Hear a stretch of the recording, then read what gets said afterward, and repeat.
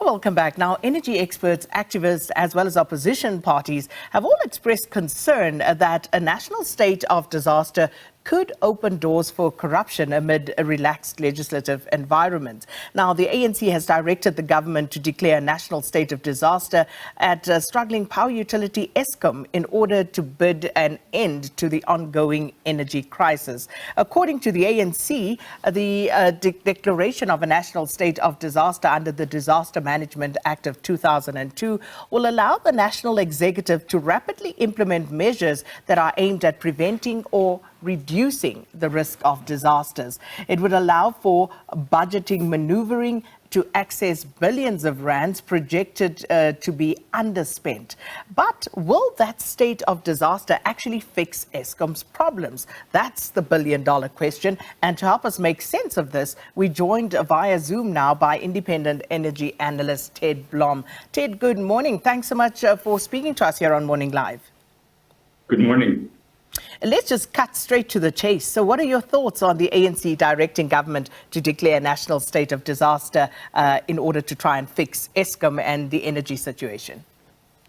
Okay, so I've gone back on my records and I called for a state of emergency on energy about a year ago. And the reason I did that is because the Eskom that is currently in operation is very different to the Eskom that won the World Award in 2001. When I was back at Eskom in 2006 to 2008, I was astonished at all the red tape and all the regulations that were prevailing inside the organization. And really, it was very, very difficult to actually even deliver my limited services during that time. And I think what's happened is, as the state of governance at Eskom has deteriorated, some people with goodwill have tried to sort of put handcuffs and barriers to stop corruption happening within Eskom. But in the process, they've actually strangled the operation of the organization. So for most of the employees, it's actually easier for them to just sit on their hands and do nothing, as opposed to get off their butts and do some work. And I think if I remember correctly, Mr. De Ruyter has complained over very much the same issue, is that things take forever to happen, and if they happen at all. And a lot of the stuff just doesn't happen because people aren't committed or they don't have an appetite to sort out the red tape. So yes, I understand there's a lot of danger. But the fact of the matter is, Eskom, under this current scenario, cannot get itself fixed up, doesn't have the ability to have be agile and attend to issues, and by and large, is just largely handicapped from taking the requisite actions that are necessary in order to stabilize the utility and then start the turnaround. I mean, to say the turnaround has started is actually a joke, because it's actually in a worse situation now than when Mr. De Ruyter started in late 2019. So, Ted, how will the declaration of a state of disaster fix the current problems? How is that going to address the question of the red tape? How is it going to address the agility question for Eskom, if at all? Please explain. Okay, so I think by and large, one can try and front run the declaration of the state of disaster, but it will all depend on the scope of the actual regulations. But hopefully, it will be broad enough to encompass access to disaster funds.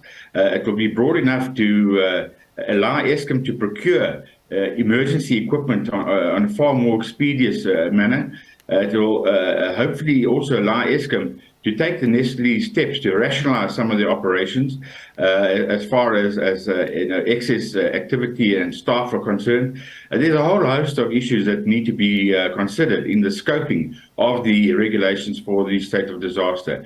It also maybe needs to have Eskom delegated to a task force that is empowered or mandated to take all the necessary steps, and also just to make sure that there isn't corruption that's taking place, so that we can hold somebody accountable. Other than when the state of emergency for the COVID was announced, nobody seemed to take responsibility and accountability. So yes, I'm aware of the dangers, but the fact of the matter is, if we don't intervene with Eskom urgently, there won't be an Eskom and there won't be a South African economy.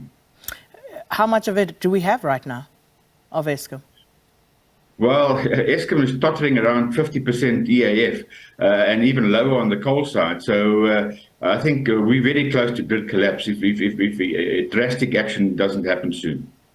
So I hear all of that, Ted, but how is all of that going to address the issues of what's happening at the power stations? How is that going to address some of the other corruption that is currently taking place at Eskom? The coal, for example, and the coal quality, the fact that you have syndicates that are literally swapping out the actual coal that's meant for Eskom and selling it elsewhere and substituting that with substandard coal. How is this going to address that?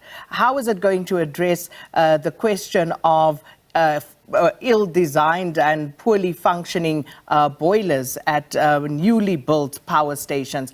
How is this state of disaster going to address all of those issues in the value chain as well? Okay, so I mean, one can just speculate and hope that they scope it correctly. But the coal corruption has been ongoing since 2001. That's where it started. And when I got back to Eskom in 2006, I picked it up within weeks, and it's been ongoing since then, because the efforts that Eskom has done are all half-hearted, and the coal corruption just got bigger and bigger and bigger and worse and worse and worse. So, and Mr. De Ruyter identified that as one of the issues, but has also announced that he seemed to have not been able to sort it out. So, yes, I mean, I think at the end of the day, we need perhaps some type of NPA office inside Eskom to do fast prosecutions like we had with the World Cup. If we could do it for the World Cup soccer, to have instantaneous courts to address these matters expeditiously, that could be something that would be included in the scope. As far as sorting out the boiler issues are concerned, I think that that's going to take quite a while. So I don't think the state of disaster will help very much in that regard. But certainly, in terms of bringing in additional generating capacity on an emergency basis for not longer than 3 years, it certainly should be inside the scope of the regulations of the state of disaster.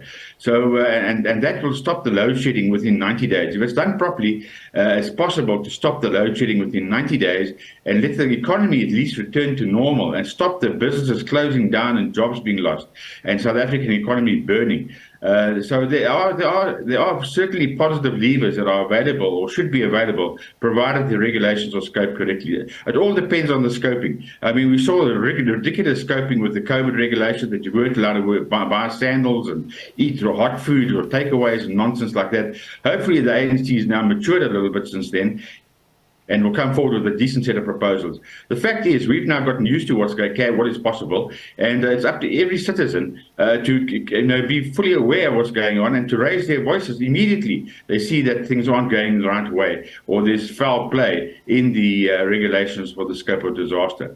So, yeah, I'm very hopeful. I think the fact of the matter is Eskom cannot carry on in its current state. It needs intervention. It needs drastic intervention across party lines, across ideologies.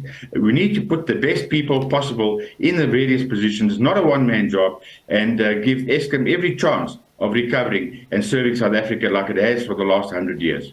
So speaking of the ideology around Eskom, part of it, one would imagine then, Ted, would be to effect the necessary legislative amendment so that Eskom returns to what it was meant to do without all of the interference politically or otherwise.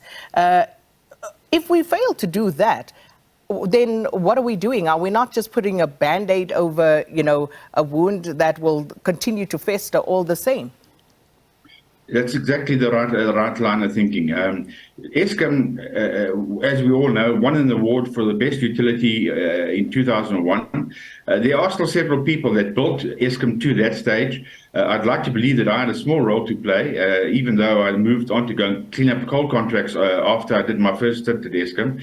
But the fact of the matter is the current management and the current leadership at Eskom mostly don't have an idea of what good looks like. So, per se, I would say that the first step, and I discussed this in depth with Mr. Jabu Mabuza when he called me in and said, Teddy, can you help us sort out the mess here? And that was more than 4 years ago. And to stop for ideological reasons at government level, apparently. But what we need to do is bring in some people who know what good looks like, have the templates of what worked at Eskom to get Eskom to Utility of the Year award, and start from that template. That's a solid base. It's achievable. Eskom has been there, and even though the current management team doesn't know what it looks like, bring in on a consulting basis for a period of 2 or 3 years people who do know what good looks like, and hopefully the recipe will be far easier to implement than bringing in novices and people who don't have a clue as to what allowed Eskom to win those awards in 2001. Okay, Ted, we have a minute. I have two questions. The first one, you say that Eskom can actually, or we can actually reduce the current load shedding or get rid of it within 90 days. How? And the second question, what about accountability? If we have this national state of disaster around Eskom declared, what does that mean for accountability of those who got us into this mess to begin with? Okay, two of the toughest questions I've had so far this day, and I hope the rest will be easier.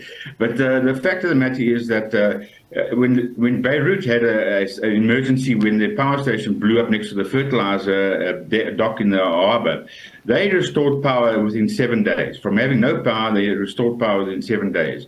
They brought in emergency gas turbine jet engines from the aircraft graveyard in California, and they had them installed with gearboxes, cemented onto foundations, and they were up and running within 7 days.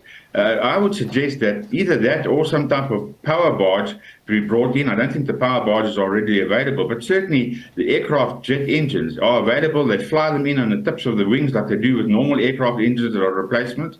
And all you need to do, you need to drop them at the different switch yards so that you don't have reticulation problems and wiring problems or EIA problems. Those areas are already designated for electricity generation. And I think with the proper willpower and the proper access to the right resources, that type of power can be made available, 5 gigawatts within 90 days. That's what I discussed with Eskom in 2019. I was told to hold my breath, and I would have been dead by now if I still be holding my breath. As far as accountability is concerned, I agree with you. We can't let accountability fly out the window. And that's where, unfortunately, the Zondo Commission missed the ball. The scoping for the Zondo Commission, I think, was deliberately limited to exonerate and not delve into the people that actually got us into this mess. So maybe we need a Zondo 2, which is properly scoped, and that's why I keep on coming back to scoping. It all lies in the scoping. If the scoping is tampered with and not directed at sorting out the problem, then we're just playing musical chairs. So yes, there needs to be, and there is action. The action from Mr. Bantu Olamisa in the High Court will cover a lot of the misdemeanors that happened prior to Zondo and that Zondo didn't cover. So yes, I think that's going to receive a lot of attention, but I don't think under the state of disaster, this is the place where we have to go. We haven't got the time and the latitude to start digging in back further. That's something that we need to hold the ANC accountable for before the next elections, and let's see what they do about that. I think we need to throw that challenge to them. Ted Blom, always a pleasure speaking to you, and independent energy analyst Ted Blom there on some of the latest developments around Eskom.